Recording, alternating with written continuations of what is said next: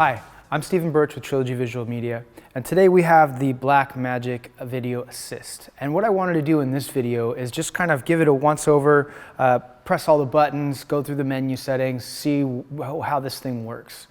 So here we go. The one thing I've noticed right away is out of all the features of this thing, you have great mounting areas, you have your SDIs, your HDMI ports. I have this HDMI actually plugged up into the close-up, which you'll see. The power button, though, it's kind of hidden. It's flat. I understand maybe for safety or protection, but it's this little rubberized button that it's already taken me a couple tries sometimes to find. And did I press it? Did I not press it? You can hear a little click. But anyways, so far it's one observation. Right away, it's a great display. I will run through each of them here. So there's some things you can control, some things you can't control depending on the camera, etc. So you have a general button here, which will take you to your zebra, your peak, your zebra, peak, guidelines, and grid.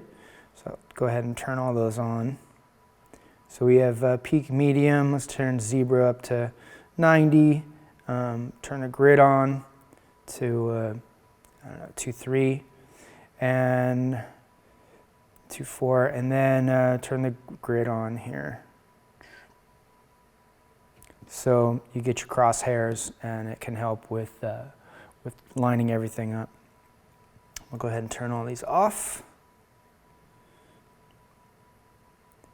And pretty easy control. You can see I'm not working too hard to get this to work, but it's touchy. It probably takes a little bit of getting used to.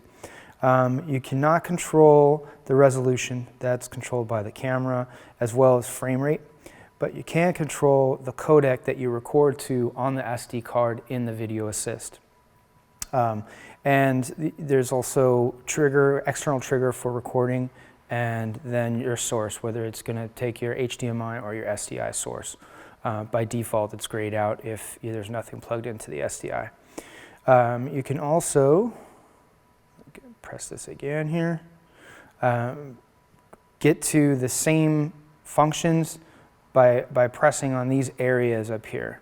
So that's kind of nice. They group them together, and they also give you two ways to access them. One thing here is you have your card. There's a couple ways to get to this one as well. You can hit the card, or you can just swipe on here, and you got your storage, your display, and your setup. I'll go ahead and run through a format. I have a 32 gig card in here right now. I'm just going to hit the format button. It asks you to confirm format to exFAT, or you have the option of HFS+. I'm going to go ahead and just select that one. Once again, wants you to confirm. And it formats pretty quickly. See how long it'll take here. Last time it took, I'd say, about 45 seconds to a whole minute. So I'll cut it short if that's the case. And there we go. So that's formatting the card. Obviously, you can name the card, and it gives you capacity information, which is nice. Display, you have brightness, contrast, and saturation controls of the screen itself. It's kind of nice. Sometimes if I'm in a sunny area or a place where I want to boost the color to see what kind of trouble I might get out of certain things later, I'll crank up the saturation. But for the most part, I'll leave everything in the middle. Setup here, you can name your device, obviously date and time information, and choose between the languages. The one thing I did not see is how many languages does this come with, and I'm not seeing an option here.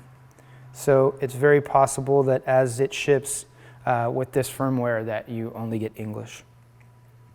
For the most part, I'm loving it. I have no real big complaints outside of maybe the power button. Let's get back to the main screen here. One other cool thing that I like is the battery. So I have one battery in here right now, but it clearly tells you which one is running out, which one needs to be changed. That's really nice.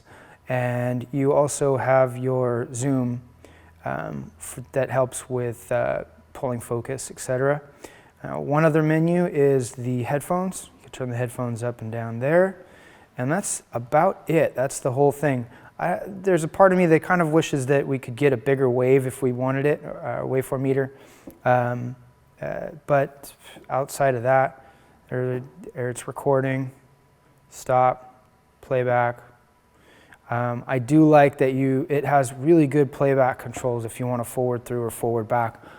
We have the Blackmagic Production 4K cameras, and playing back videos is, it's not the best controls, but this has really good controls, so they got it right there. And that concludes the menu overview for the Blackmagic Video Assist. Really like it. If you have any questions, please leave them in the comments below. I'd be happy to answer them. And I'm Stephen Birch with Trilogy Visual Media. Take care.